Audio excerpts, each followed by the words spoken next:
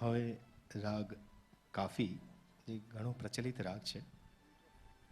આ રાગમાં લગભગ જેમ સંકીર્ણ પ્રકૃતિના જે રાગો છે, ખમાજ, કાફી, પીલું, પહાડી, ગારા, એમાંનો એક રાગ છે. આમાં પણ ઠુમરી, હોરી, ચૈતી વગેરે વધારે ઉપશાસ્ત્રીયના પ્રકારો વિશેષ ગાવામાં આવે છે.